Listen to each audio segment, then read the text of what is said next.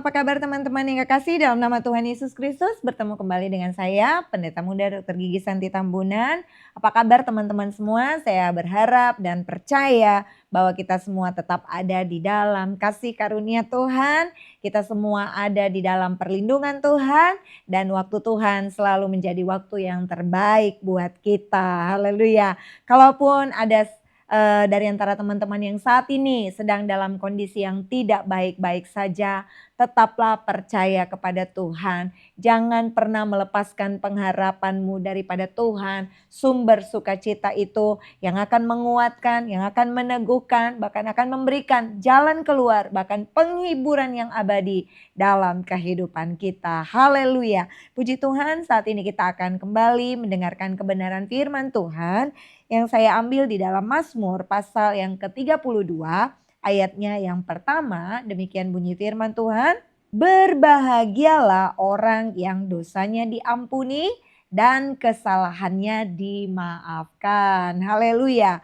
Orang yang berbahagia, kata firman Tuhan pada hari ini, adalah orang yang dosanya diampuni dan kesalahannya dimaafkan.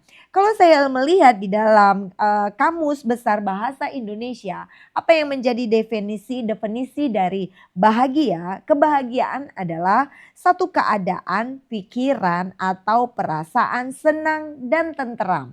Jadi bahagia itu adalah perasaan emosional yang memberikan dampak positif baik bagi diri sendiri dan orang lain. Dan biasanya kebahagiaan itu diartikan secara psikologis, keadaan psikologis positif yang ditandai adanya kepuasan hidup yang tinggi, efek positif dan efek negatif yang rendah, kesenangan, ketentraman hidup lahir dan batin, keadaan puas dan sejahtera yang ditandai dengan perasaan gembira, puas, terpenuhi, keadaan pikiran positif yang mencakup rasa memiliki tujuan dan hubungan dengan diri sendiri dan orang lain.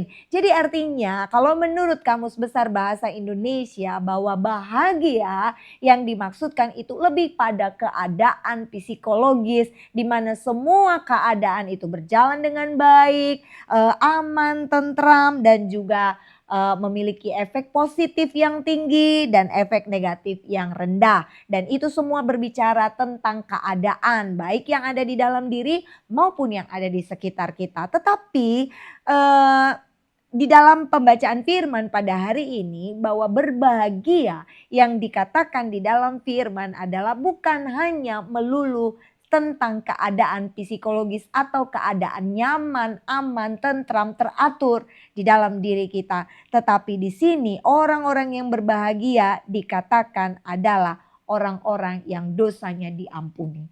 Bukan punya uang yang banyak. Miliki uang yang banyak boleh-boleh saja. Dan itu juga membuat kita juga bahagia dibandingkan jika kita berkekurangan. Punya uang yang banyak juga mungkin membuat kita berbahagia. Tetapi sekali lagi bukan karena uang yang banyak, bukan karena berlimpah materi, bukan karena jabatan yang tinggi, bukan karena kita terlihat hebat di mata orang banyak, bukan karena menduduki sesuatu kekuasaan atau jabatan yang tinggi tadi kita menjadi orang-orang yang berbahagia, bukan karena semua perkara yang ada di dunia ini, tetapi perkara dunia ini sifatnya semu dan sebentar juga bisa kita tinggalkan dan seketika juga kita bisa terlepas dari itu semua. Tetapi sekali lagi mereka yang berbahagia adalah ketika mereka percaya, kita percaya bahwa dosa-dosa kita sudah ditebus oleh darah Kristus.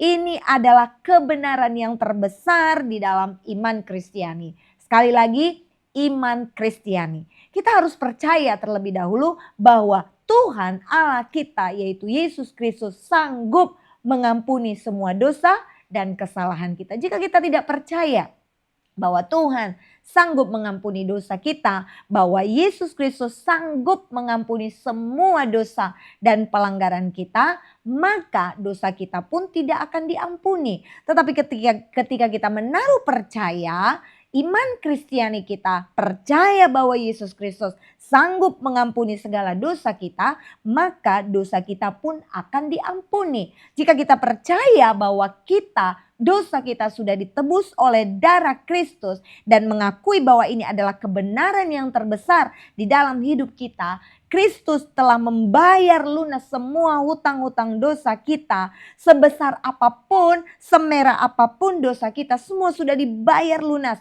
Dia sudah membayar semua hutang-hutang dosa kita. Tidak ada lagi hutang dosa itu. Bukan karena kebaikan kita, bukan karena amal kita, bukan karena sedekah kita, bukan karena perbuatan baik yang kita lakukan selama kita hidup. Tetapi karena darah Yesus yang sudah menebus kita dari segala dosa kita. Maka dosa-dosa kita pun diampuni oleh Tuhan. Haleluya. Inilah sebenarnya kebahagiaan kita. Inilah yang sebenarnya menjadi sukacita kita yang luar biasa. Tadinya dosa hidup kita ini dibelenggu oleh dosa.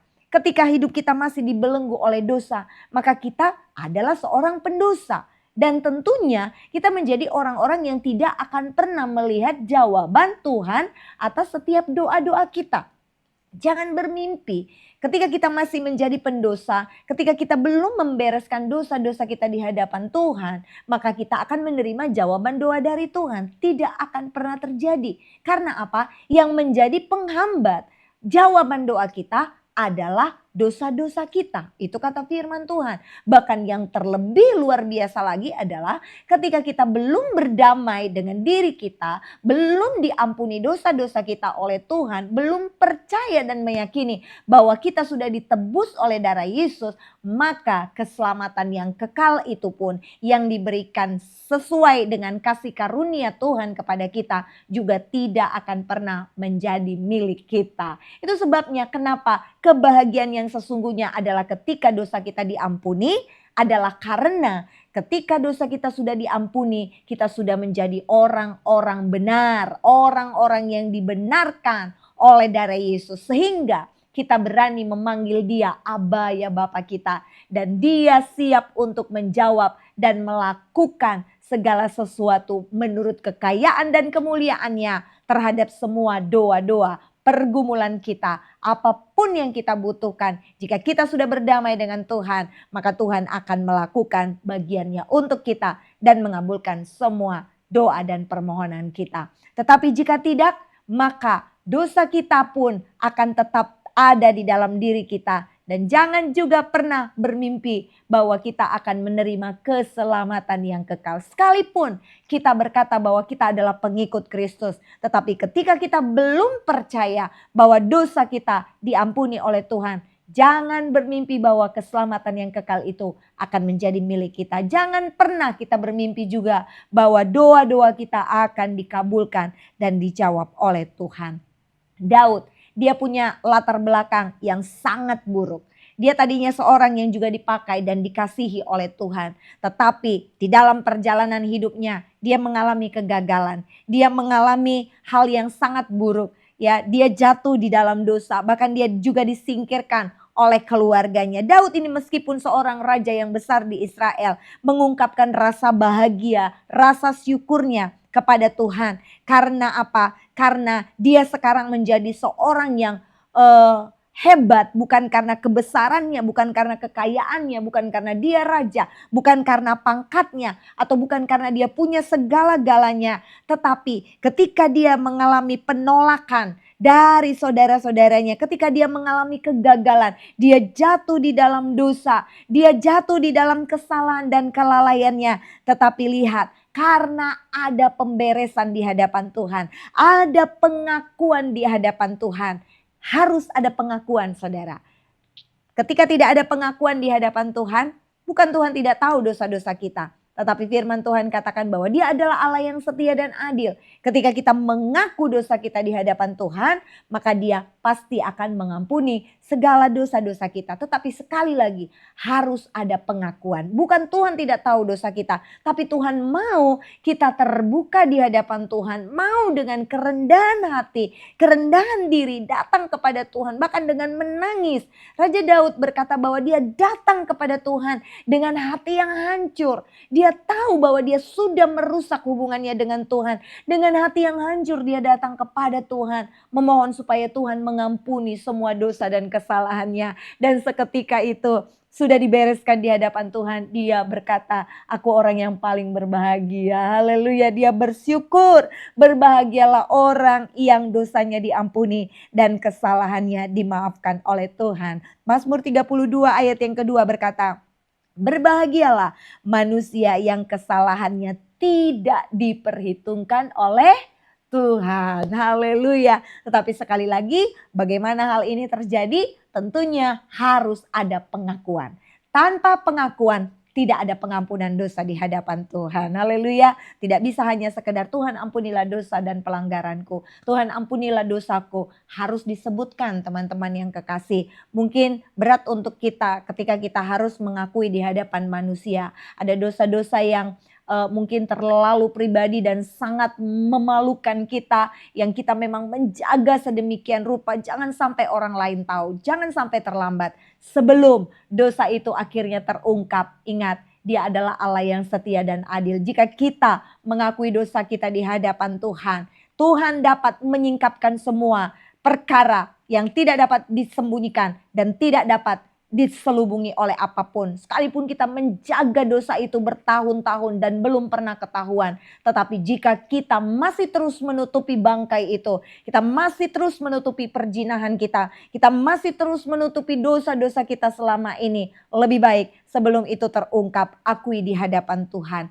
Dia adalah Allah yang setia dan adil, yang akan mengampuni segala dosa-dosa kita. Dan firman Tuhan katakan, bagi yang sudah mengadakan pemberesan, sudah berdamai dengan dirinya, berdamai dengan Tuhan, dikatakan dia adalah manusia yang berbahagia. Karena apa? Tuhan sudah mengampuni kesalahannya dan tidak memperhitungkan pelanggaran-pelanggarannya di hadapan Tuhan. Haleluya. Jadi tidak ada alasan bagi kita untuk tidak mengucap syukur kepada Tuhan. Pengampunan dosa itu melebihi segala-galanya. Karena tidak ada yang lain yang dapat mengampuni dosa. Bukan tidak semua, memang tidak ada. Hanya Tuhan kita saja, hanya Kristus saja yang dapat mengampuni segala dosa-dosa kita. Apalah artinya seorang yang mempunyai segala-galanya tetapi dia mengalami kebinasaan yang kekal karena dosa-dosanya itu tidak diampuni oleh Tuhan. Apalah gunanya kita terkenal hebat, kaya raya dan kita berbangga hati dengan keadaan yang kita alami sekarang, karena kita merasa bahwa ketika kita melayani tapi kita juga melakukan dosa dan belum ketahuan sampai sekarang, kita masih bisa terlihat munafik di hadapan orang-orang ya, karena belum terungkap dosa-dosa dan kesalahan yang kita lakukan. Hati-hati, nanti kita tidak akan masuk kepada keselamatan yang kekal. Kita tidak akan masuk ke dalam surga yang kekal. Jangan sampai tubuh kita ini nanti binasa dan tidak mendapatkan apapun bagian yang Tuhan sudah janjikan bagi kita. Padahal di dunia ini kita sudah mengalami banyak penderitaan. Lebih baik tubuh ini binasa, tetapi nanti kita mendapatkan bagian dalam kerajaan yang kekal, yaitu Tuhan Yesus Kristus di surga yang kekal sana. Kita adalah umat-umat yang berbahagia karena kita adalah umat-umat tebusan Tuhan. Percayalah, pada saat ini tidak ada dosa yang terlalu besar, saudara. Tidak ada dosa yang tidak akan diampuni oleh Tuhan. Mungkin saat ini engkau merasa, aduh saya tidak layak. Saya sudah melakukan dosa yang terlalu parah. Saya sudah mempermalukan, bahkan mencoreng nama baik keluarga saya. Tidak ada dosa yang terlalu besar di hadapan Tuhan. Tidak ada dosa yang tidak dapat Tuhan ampuni. Tapi pada saat ini, jika engkau datang dengan kerendahan hati di hadapan Tuhan, dan jika engkau mau menerima kebahagiaan yang sejati itu daripada Tuhan, datanglah kepada Tuhan, minta ampunlah, akui semua dosamu kepada Tuhan. Jangan cuma katakan Tuhan ampunilah dosa dan pelanggaranku, tapi sebut di hadapan Tuhan, berdua dengan Tuhan. Hanya Tuhan yang tahu. Sebut semua apa dosa-dosa yang sudah engkau lakukan. Sekali lagi, bukannya Tuhan tidak tahu, tapi Tuhan menginginkan kerendahan hati kita, kejujuran kita, keterbukaan kita kepada Tuhan. Maka Dia adalah Allah yang setia dan adil, yang menghargakan setiap pengakuan dosa kita. Jika kita datang dengan hati yang hancur, tidak akan pernah dipandang hina oleh Tuhan. Haleluya. Kalau manusia, jika sampai mengetahui kebobrokan kita, maka penghakiman manusia atas diri kita bisa berlangsung seumur hidup.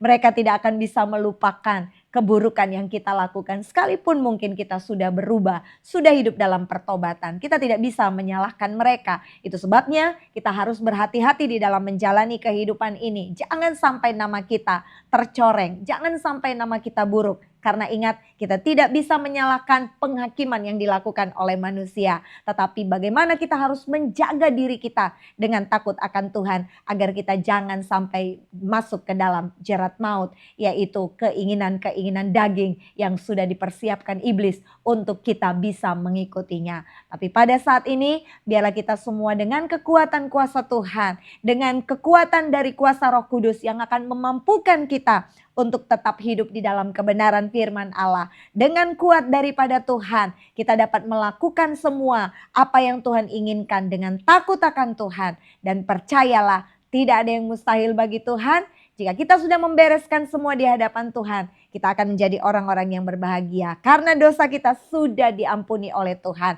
Maka doa-doa kita akan dijawab oleh Tuhan seturut dengan waktu Tuhan.